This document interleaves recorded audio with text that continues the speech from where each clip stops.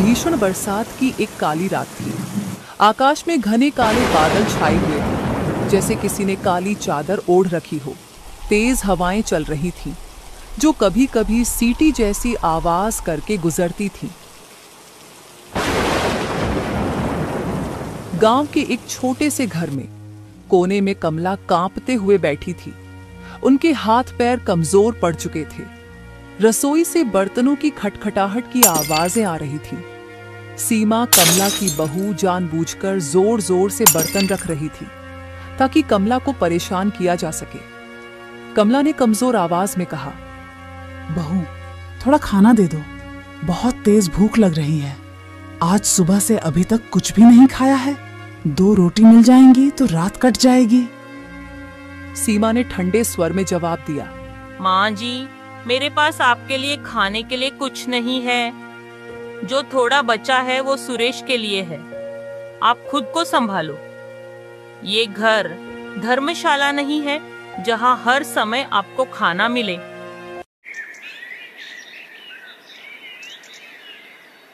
अगले दिन कमला भूख से तड़प रही थी। उसने अपनी बहू सीमा से अपने लिए फिर से खाना मांगा।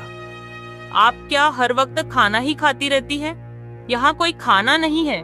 मैंने जो बनाया था वो सब खत्म हो गया। अरे, इस बुढ़िया ने तो परेशान ही कर दिया है। इसे किसी भी तरह इस घर से बाहर निकालना होगा। लेकिन कैसे? मुझे कुछ ऐसा करना होगा कि ये खुद ब खुद इस घर को छोड़कर चली जाए। अगले दिन सीमा ने एक चाल चली। जब सुरेश दोपहर में घर आया तो वह अचानक जोर जोर से रोने लगी। उसने अपनी आंखें लाल कर ली और कांपती आवाज में सुरेश से कहा, सुरेश, अब ये मेरा घर नहीं रहा। अब मैं यहाँ नहीं रह सकती। अब मुझे अपने मायके जाना है। क्या हुआ सीमा? ये सब क्या कह रही हो? कल जब मैंने माँ जी से कहा कि खाना खत्म हो गया है तो उन्होंने मुझे बहुत बुरा भला कहकर अपमानित किया। उन्होंने कहा कि मैं इस घर में रहने लायक नहीं हूँ। क्या सच में माँ ने तुमसे ऐसा कहा? रुको, मैं अभी जाकर माँ से पूछता हूँ। ये सब सुनकर सुरेश का गुस्सा 7वें आसमान पर पहुंच गया। वह तुरंत अपनी माँ के पास गया और बोला, माँ, ये सब क्या हो रहा है? आप सीमा से ऐसा व्यवहार कैसे कर सकती हैं? कमला ये सब सुनकर हैरान हो गई। बेटा, तुम ये क्या कह रहे हो? मैंने ऐसा कुछ नहीं किया। ये सब झूठ है। झूठ? तो क्या मैं झूठ बोल रही हूँ? कल आपने साफ साफ कहा था कि मैं इस घर के लायक नहीं हूँ। सुरेश बेटा, मैं सच बोल रही हूँ। मैंने बहू से ऐसा कुछ नहीं कहा। सीमा ये सब झूठ बोल रही है। झूठ? तो अब आप मुझे झूठा भी कहोगी? सुरेश ने उन दोनों को शांत करने की कोशिश की। तुम दोनों अब शांत हो जाओ और इस घर में शांति से रहो। मुझे परेशान मत करो। मैं जा रहा हूं। खेत पर जाने का समय हो गया है।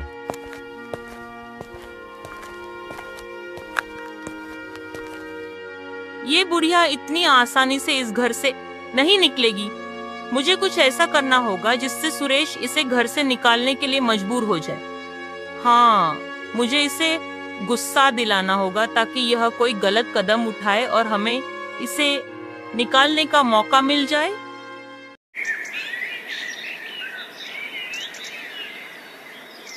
माँ जी, आप हर वक्त बस खाना ही खाती रहती हो। काम तो आपसे कुछ होता नहीं है। बस बैठे बैठे खाओ और पैसे उड़ाओ। घर के किसी काम में भी मदद नहीं करती। तुम्हारी वजह से मैं दिन रात काम में लगी रहती हूँ। बहू, क्या हुआ है? तुम ऐसा क्यों कह रही हो? ये सब सुनकर सुरेश अपने कमरे से बाहर आता है।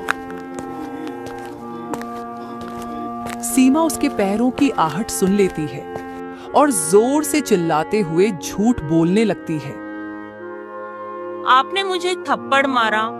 हे भगवान, इस औरत ने मुझे इस उम्र में थप्पड़ मार दिया।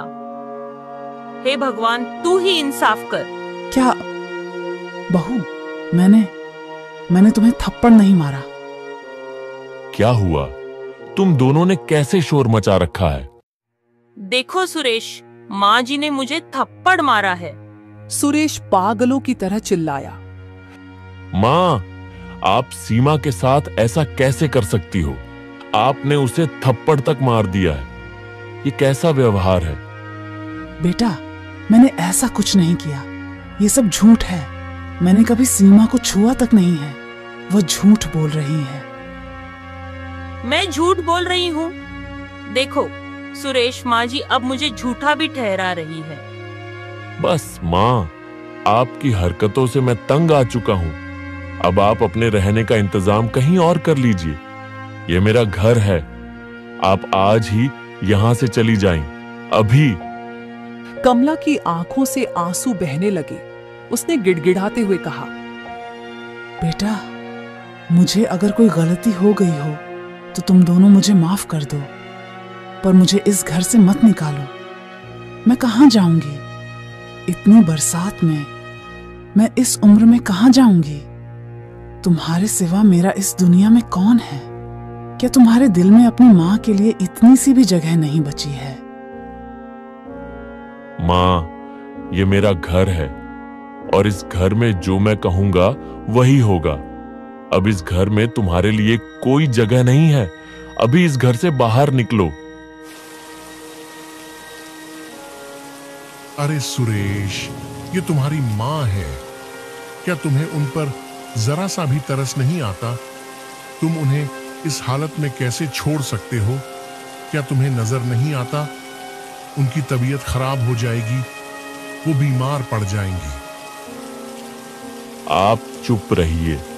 ये मेरे घर का निजी मामला है और मैं नहीं चाहता कि मेरे घर के मामलों में बाहर वाला कोई कुछ बोले। बेटा, क्या तुमने कभी सोचा कि एक बूढ़े माँ बाप को इस उम्र में अपने बच्चों की कितनी जरूरत होती है? ये घर ही तो मेरी जिंदगी है, मेरा सब कुछ है। आज तुम सब कुछ मुझसे छीन रहे हो। लेकिन सुरेश ने अपनी माँ की एक न सुनी। उसने अपनी माँ को घर से बाहर धकेल दिया, जैसे कोई अनचाहा सामान फेंक रहा हो। इस घर को मैंने और सुरेश के पिता ने अपने खून पसीने की मेहनत से बनाया था। आज वही घर सुरेश और उसकी बहू ने मुझसे छीन लिया। लगता है मेरा वक्त ही खराब है। कमला रोते हुए भारी कदमों से अपने घर से चली जाती है।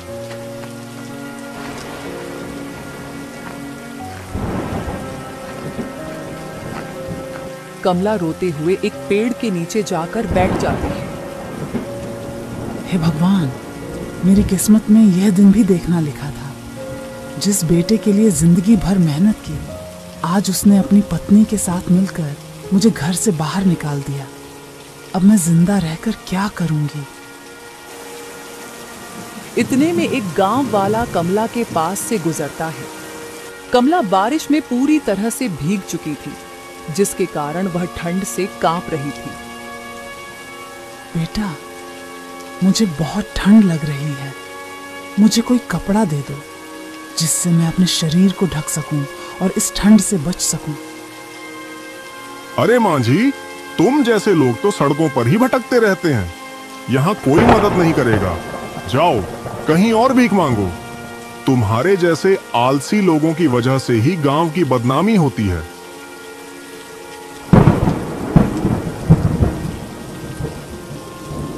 कमला निराश होकर उस पेड़ के नीचे बैठी रही। उसका शरीर इतना कांप रहा था मानो हर हड्डी अलग अलग हिल रही हो। उसकी आंखों से आंसू नहीं बल्कि निराशा बह रही थी। वह रात भर सर्दी से लड़ते हुए वहीं बैठी रही। सुबह होते होते कमला की हालत और खराब हो गई थी।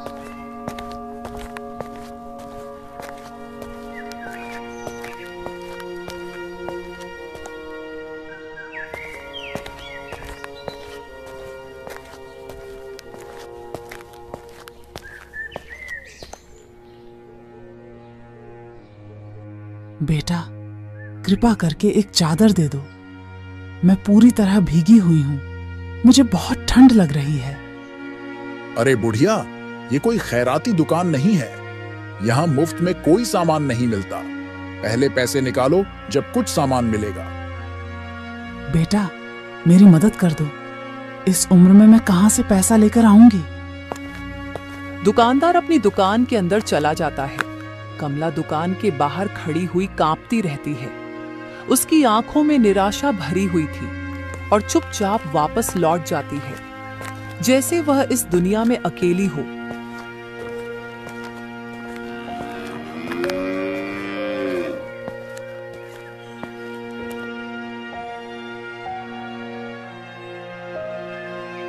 अब मैं क्या करूं?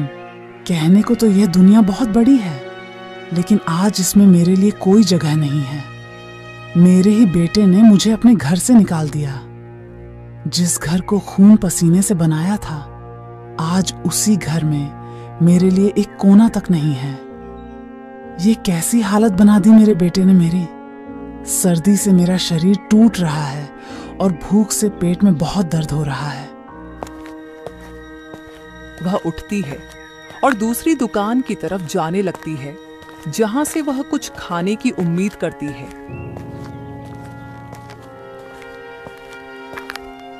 वह धीरे धीरे चलते हुए गांव की मुख्य सड़क पर खाने की एक दुकान पर पहुंच जाती है। बेटा, बहुत तेज भूख लग रही है, कुछ खाने को दे दो। 2 दिन से एक दाना भी नहीं खाया। भगवान तुम्हारा भला करेगा। बुढ़िया, मैंने क्या तेरे लिए यहाँ कोई भंडारा खोल रखा है? यहाँ तेरे लिए कोई मुफ्त का खाना नहीं है। अब यहाँ से निकलो। बेटा, थोड़ा सा भी कुछ खाने को दे दो। 2 दिनों से कुछ नहीं खाया है। ठंड से शरीर काम नहीं कर रहा है। अब भूख के कारण खड़ा नहीं हुआ जा रहा है। अरे जाओ यहाँ से। सुबह सुबह भीख मांगने आ जाते हैं लोग। भीख मांगने के बजाय कोई काम क्यों नहीं कर लेती? जिंदगी भर आराम किया होगा, अब भुगतो। कमला की आंखों में आंसू भरे हुए थे और ठंड से कांपते हुए वह वहीं खड़ी रहती है। उसके चारों तरफ लोग आते जाते रहते हैं, लेकिन कोई भी उसकी मदद नहीं करता। वह उसे देखते हैं, लेकिन डर के कारण कोई भी उसकी मदद करने का साहस नहीं जुटा पाता। देखो भाई, हम क्या कर सकते हैं? वह तो सुरेश की मां है। देखो बेचारी की कैसी हालत हो गई है। लेकिन हम कर भी क्या सकते हैं? अगर हम उनकी मदद करेंगे तो सुरेश हमसे नाराज हो जाएगा। वो बहुत गुस्से में रहता है। हमें कोई फालतू की परेशानी नहीं चाहिए। सही कहा तुमने। सुरेश और उसकी पत्नी का व्यवहार बहुत खराब है। अगर हम उसकी मां की मदद करने की कोशिश करेंगे तो वह हमारे लिए मुश्किल खड़ी कर देगा। हमें अपना भी ध्यान रखना है। कमला की आंखों में शर्मिंदगी छलक आई। कभी सोचा नहीं था कि मैं इतनी मजबूर हो जाऊंगी, लेकिन ठीक है, अब मुझे किसी से कोई उम्मीद नहीं रखनी चाहिए।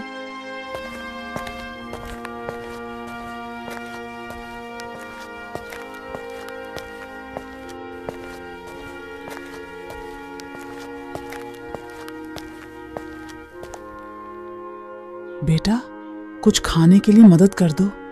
2 दिन से पेट में अन्न का एक दाना नहीं गया है। भगवान तुम्हारा भला करेगा। अरे ठीक ठाक तो लग रही हो मां जी। इतनी भी बूढ़ी नहीं हुई हो कि कोई काम ना कर सको। भीख मांगने के बदले कोई काम धंधा क्यों नहीं कर लेती?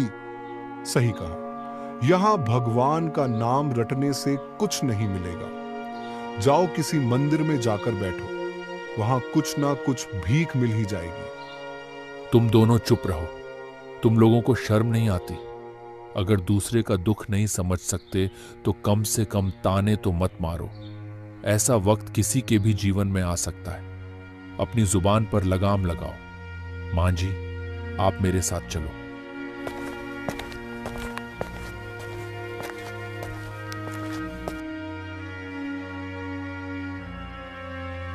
मां जी, ये लो, खाना खाओ।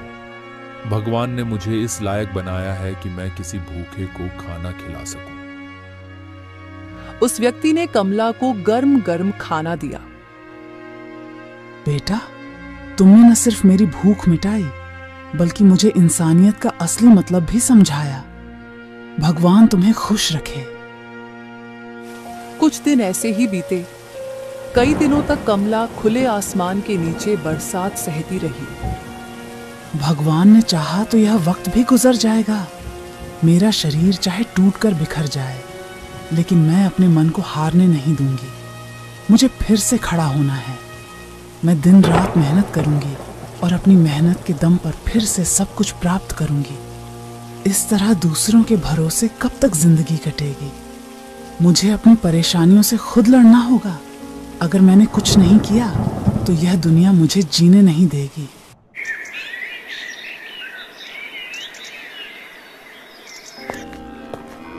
एक दिन कमला सोचते सोचते गांव के बाहर चली गई। तभी उसकी नजर गांव के किनारे खड़े मजबूत बांसों के पेड़ों पर पड़ी। उन बांसों को देखकर कमला के मन में एक विचार आया। ये बांस तो बहुत मजबूत लग रहे हैं। अगर इन बांसों से एक झोपड़ी बना लूं तो बारिश और सर्दी से बच सकती हूँ। हाँ, यही सही रहेगा। उसने गांव में जाकर एक व्यक्ति से कुल्हाड़ी मांगी। बेटा, मुझे कुछ दिनों के लिए आपकी कुल्हाड़ी चाहिए। मैं बांस काटकर अपना एक छोटा सा ठिकाना बनाना चाहती हूँ। मैं वादा करती हूँ जल्दी लौटा दूंगी। मैं अपनी कुल्हाड़ी किसी को नहीं देता और तुम्हें तो मैं बिल्कुल भी नहीं जानता।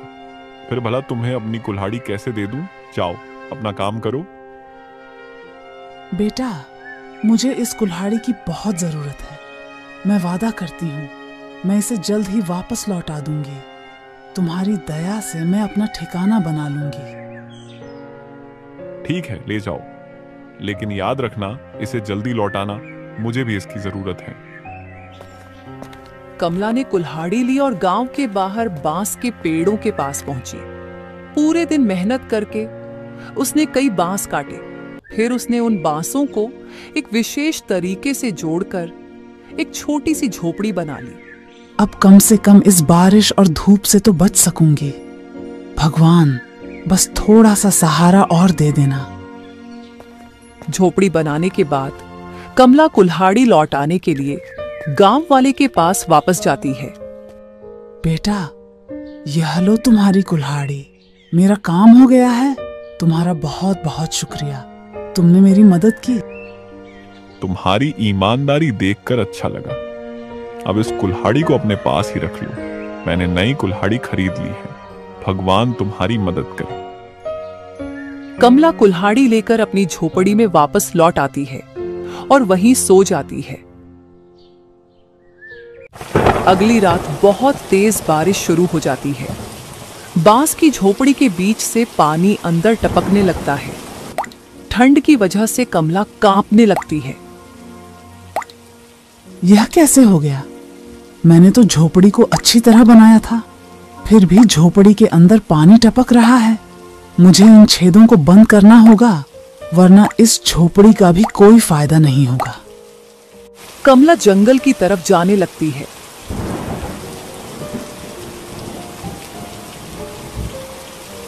तभी रास्ते में उसने देखा कि केले के पेड़ों के नीचे एक बंदरिया अपने बच्चे को लेकर बारिश से बचने की कोशिश कर रही है।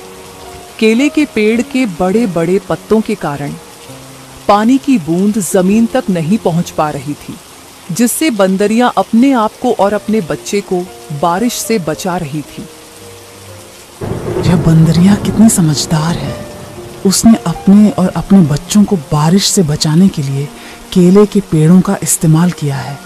मुझे भी ऐसा ही करना चाहिए। अब मुझे समझ में आया कि मैं अपनी झोपड़ी के अंदर पानी टपकने से कैसे रोक सकती हूँ। कमला ने केले के पेड़ों से उसके पत्ते काटकर इकट्ठे किए और अपनी झोपड़ी में सावधानी से चारों तरफ लगा दिए।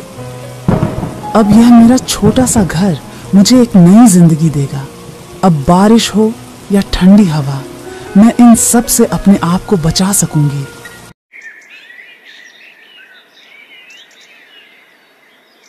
अगले दिन गांव वाले जब यह देखने आए तो वो सब कमला का मजाक उड़ाने लगे। अरे देखो तो, ये बुढ़िया पागल हो गई है। इसने बांस और केले के पत्तों से घर बनाया है। इस उम्र में लोग आराम करते हैं और यह पागल बुढ़िया झोपड़ी बनाने में लगी हुई है। हद है। तुम सब लोग चाहे जो भी कहो, लेकिन मुझे पता है कि मैंने क्या बनाया है। मेरी मेहनत और विश्वास ही मेरी सबसे बड़ी ताकत है। कुछ दिनों बाद बहुत तेज बारिश होने लगी, लेकिन इस बार कमला अपने बांस और केले के पत्तों से बने घर में सुरक्षित थी। लेकिन इस बारिश के कारण सुरेश की हालत बहुत खराब थी। सुरेश के खेत की फसल पककर कटने को तैयार थी।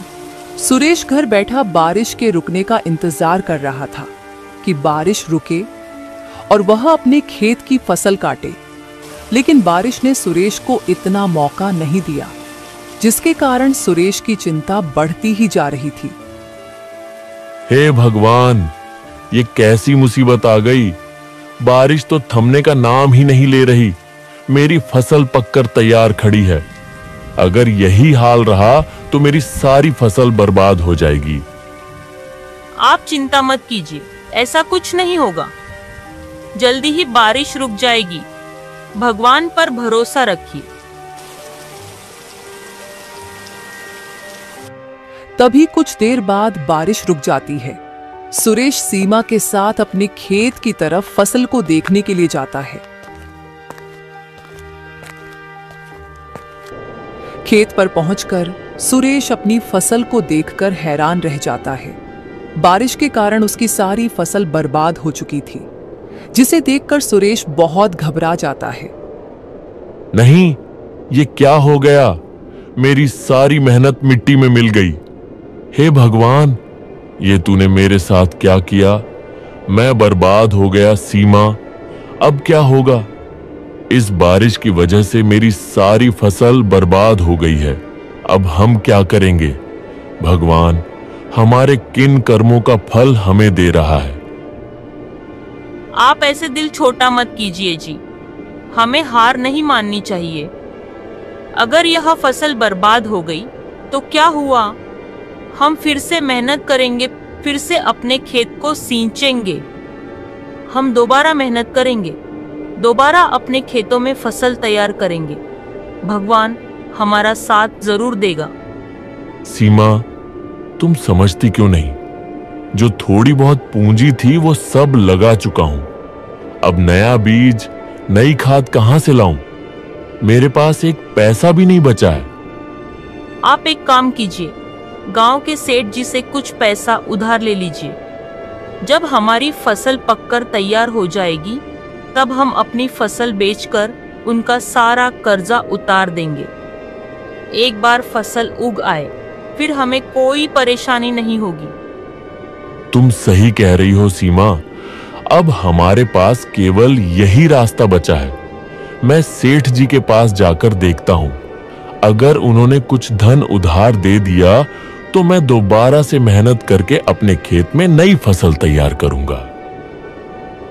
सुरेश के पास अब कोई और रास्ता नहीं था। सुरेश डर के बावजूद गांव के सेठ से उधार लेने का फैसला करता है। भारी मन और डरते हुए वह गांव के सेठ जी के पास पहुंच जाता है। अरे सुरेश, इतने दिन बाद कैसे आना हुआ? सेठ जी, मुझे आपकी एक मदद चाहिए। मदद? अरे बोलो बोलो, कैसी मदद चाहिए? सेठ जी, आप तो जानते ही हैं, कई दिनों से लगातार बारिश हो रही है। मेरी पूरी फसल इस बारिश में बर्बाद हो गई है। मेरे पास अब कुछ भी नहीं बचा। मुझे अपने खेत में फिर से फसल बोनी है, लेकिन मेरे पास बीज और खाद के लिए पैसे नहीं हैं। कृपया मुझे कुछ धन उधार दे दीजिए। मैं फसल तैयार होते ही आपका कर्ज ब्याज समेत चुका दूंगा। कर्ज तो मैं दे दूंगा सुरेश, लेकिन ध्यान रखना, तुम्हें कर्ज सही समय पर चुकाना होगा। अगर समय पर कर्ज नहीं लौट आया तो तुम्हारी जमीन, घर, सब कुछ मेरा हो जाएगा। सुरेश के पास कोई और चारा नहीं था। वह सेठ जी से कर्ज लेकर वापस चला जाता है। वह अपने खेत में दोबारा से मेहनत करता है। दिन रात मेहनत करने के बाद उसके खेत में दोबारा फसल पककर तैयार हो जाती है। लेकिन जैसे ही फसल पककर कटने को तैयार थी, तुरंत आसमान में बादल घिर आते हैं और तेज मूसलाधार बारिश होने लगती है, जिसके कारण सुरेश की फसल फिर से खराब हो जाती है। ये देखकर सुरेश बहुत घबरा जाता है।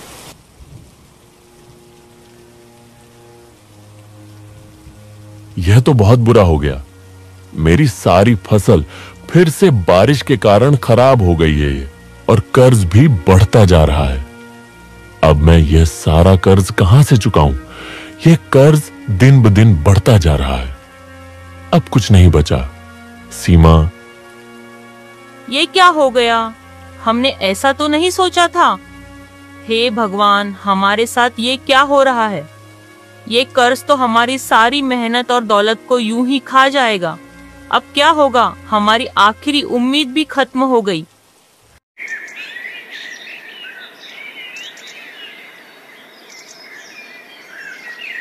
कुछ समय बाद सेठ का दबाव बढ़ने लगता है। वह सुरेश के दरवाजे पर आ धमका। सुरेश, तुमने जिस तरह से उधार लिया था, अब उसे चुकाने का वक्त आ गया है।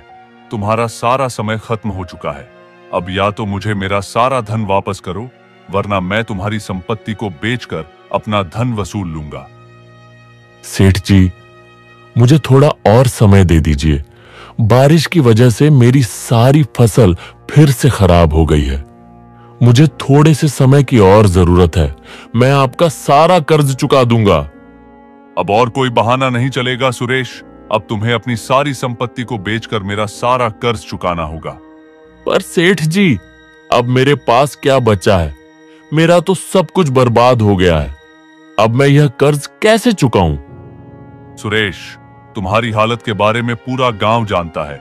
अब तुमसे मुझे यह घर खाली करवाने में जरा भी देर नहीं लगेगी। कल तक यह घर खाली हो जाना चाहिए। इतना कहकर सेठ वहां से चला जाता है। सुरेश और सीमा एक दूसरे की तरफ बेबस नजरों से देखते हैं। ये सब मेरे कर्मों का फल है।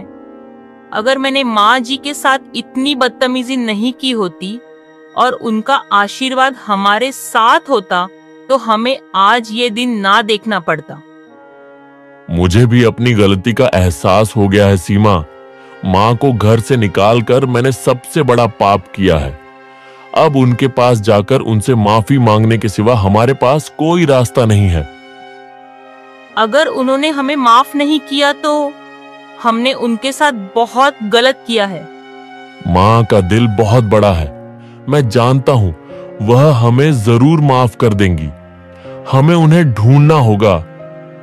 सुरेश और सीमा माँ को ढूंढने के लिए सड़क पर निकल पड़ते हैं। दोनों भूखे प्यास से अपनी माँ को ढूंढते रहते हैं।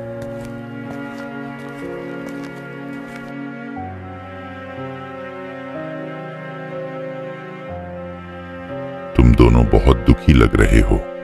क्या हुआ है? महाराज, हम बुरी तरह से परेशान हैं। सब कुछ बर्बाद हो गया है। घर बार सब कुछ खत्म हो चुका है और हम सड़क पर आ गए हैं। हमारी किस्मत ने हमें धोखा दे दिया। हमारे पास कुछ भी नहीं बचा। हम नहीं जानते कि अब क्या करें। सब कुछ डूब गया है। तुम दोनों की बात सुनकर ऐसा लग रहा है जैसे तुम्हें किसी की नजर लग गई है। जरूर तुमने कुछ ऐसा किया है जो तुम्हें नहीं करना चाहिए था और अब उसका परिणाम भुगत रहे हो। हाँ महाराज, मैंने अपनी माँ के साथ बहुत बुरा बर्ताव किया। उन्हें घर से बाहर निकाल दिया था। लगता है इस वजह से आज हमारी यह हालत हो गई है। समझ गया। जीवन में कभी किसी को धोखा देने की कोशिश मत करो। गलत काम करने पर हर किसी को उसकी सजा भुगतनी ही पड़ती है। अब तुम्हें अपनी गलती स्वीकार करके आगे बढ़ना होगा, तभी तुम्हें शांति मिलेगी। तुम्हें अपनी गलती माननी होगी और अपनी मां से माफी मांगनी होगी। धन्यवाद महाराज, आपने हमें सही रास्ता दिखाया। अब मैं अपनी मां को ढूंढकर उनसे माफी मांगूंगा। अब हम चलते हैं महाराज। साधु के आशीर्वाद के साथ सुरेश और सीमा अपनी मां को ढूंढते हुए गांव के किनारे पहुंच जाते हैं। वह देखते हैं कि उनकी मां बांस की झोपड़ी में बैठी हुई थी। मां, हमें माफ कर दीजिए। मां, हमने आपके साथ बहुत अन्याय किया है। अब क्यों आए हो? जब मुझे तुम्हारी बहुत जरूरत थी तब तुमने मुझे घर से बाहर निकाल दिया। अब क्या लेने आए हो? माँ जी, हमने बहुत बड़ी गलती कर दी, हमें माफ कर दीजिए। हमें अब समझ में आ गया कि आपने हमारे लिए कितना कुछ किया है। हम आपकी छत्र छाया में वापस आना चाहते हैं। मुझे एक मौका दो मां, मैं अपने गुनाह का प्रायश्चित करूंगा। जाओ, मैंने तुम्हें माफ किया, लेकिन तुम्हारी यह माफी अब तुम्हारे कर्मों पर निर्भर है। मेहनत और ईमानदारी से जीवन जीना सीखो। बेटा, अब जब तुम यहां आ ही गए हो तो बताओ क्या हुआ है? तुम क्यों इतने परेशान हो? ऐसा क्या हो गया जो तुम मुझे यहां ढूंढने आ गए? कमला ने सुरेश से उसकी कहानी पूछी। सुरेश की आंखें भर आईं। उसने सारी घटना अपनी मां को बताई। जो हुआ उसे बदला नहीं जा सकता, लेकिन भगवान हर किसी इंसान को दूसरा मौका जरूर देता है।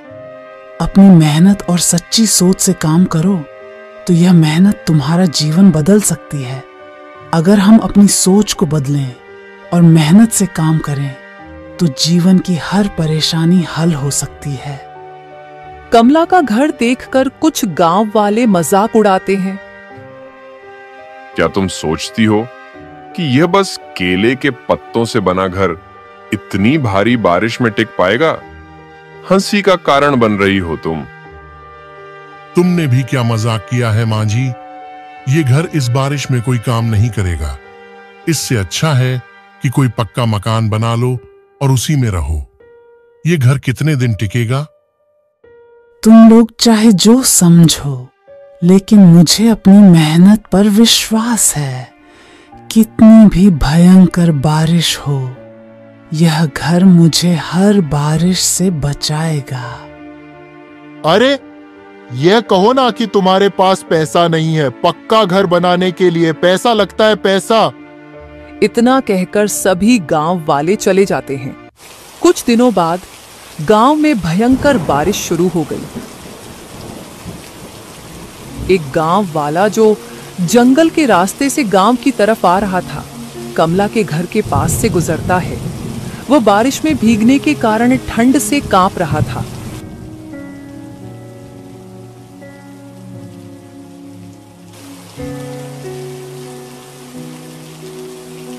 अरे बेटा, इतनी तेज बारिश में तुम बाहर क्यों खड़े हो? तुम्हारा शरीर तो ठंड से कांप रहा है। तुम पूरी तरह भीग गए हो।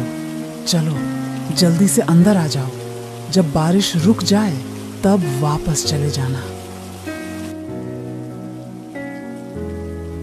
अरे माँ जी, आपका घर तो बहुत अच्छा है। इसके अंदर तो बारिश की एक बूंद तक नहीं आ रही और अंदर गर्माहट भी बनी हुई है। ये कैसे संभव है? बचपन से ही सुना था कि बांस से बना हुआ मकान बहुत मजबूत रहता है। मैंने घर के बाहर चारों तरफ केले के पत्तों से यह पूरा घर ढक दिया, जिससे बारिश की एक बूंद भी घर के अंदर नहीं आती और मेरा घर बारिश से बचा रहता है। थोड़ी देर बाद बारिश बंद हो जाती है और वह गांव वाला अपने घर की ओर चल देता है। तभी अचानक फिर से भयंकर बारिश शुरू हो जाती है। चारों तरफ पानी पानी हो जाता है। गांव में बुरी तरह से बाढ़ आ जाती है। सभी के घर बाढ़ में डूबने लगते हैं। अब हम सब क्या करें? इस बाढ़ ने तो हमारे घरों का इतना नुकसान कर दिया है। अब हम ऐसी बारिश में कहां जाएं? क्या इस बारिश से बचने का कोई रास्ता नहीं है? ऐसी बाढ़ में हमारे बीवी बच्चों का क्या होगा? मुझे तो लगता है इस बारिश से बचने का अब कोई रास्ता नहीं है। अगर ऐसा ही हाल रहा तो हम ज्यादा दिन जिंदा नहीं रहेंगे। देखो भैया, हमें सबको कमला मां के घर चलना चाहिए। मैं वहां होकर आया था। उनका घर सचमुच बहुत मजबूत है। मुझे यकीन है कि इस बाढ़ का उनके घर पर कोई असर नहीं हुआ होगा। अगर हम जल्दी नहीं निकले तो इस बाढ़ में डूबकर हमारी जान भी जा सकती है। इसलिए हमें तुरंत उनके घर चलना चाहिए। तुम सही कह रहे हो। उनका घर कुछ अलग ही है। उनके घर में कुछ तो खास बात जरूर होगी। कमला माँ हमेशा कहती थीं कि उनका घर बहुत मजबूत है और इस बारिश का उस पर कोई असर नहीं होगा। लगता है उन्होंने सही कहा था। हमें उनके घर ही जाना चाहिए। अगर हम यहां से जल्दी नहीं निकले तो हम सब इस बारिश में डूब जाएंगे और मर जाएंगे।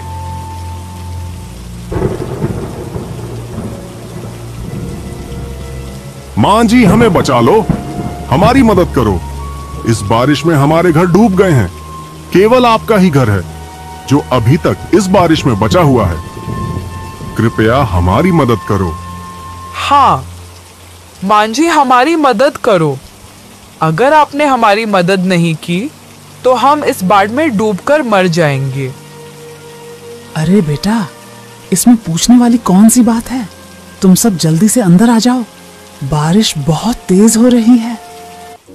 गांव वाले धीरे धीरे कमला के घर में इकट्ठा हो जाते हैं और वे सभी लोग कमला का धन्यवाद करते हैं।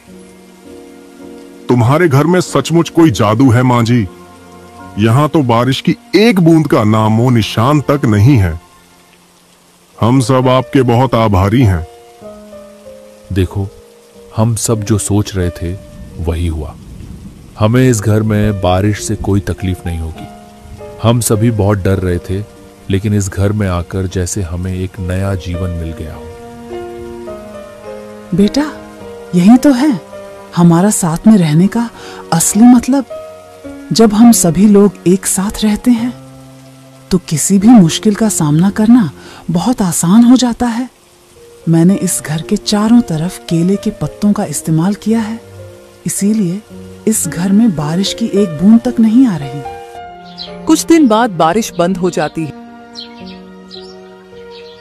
सभी लोग खुशी खुशी अपने घर की तरफ लौट जाते हैं।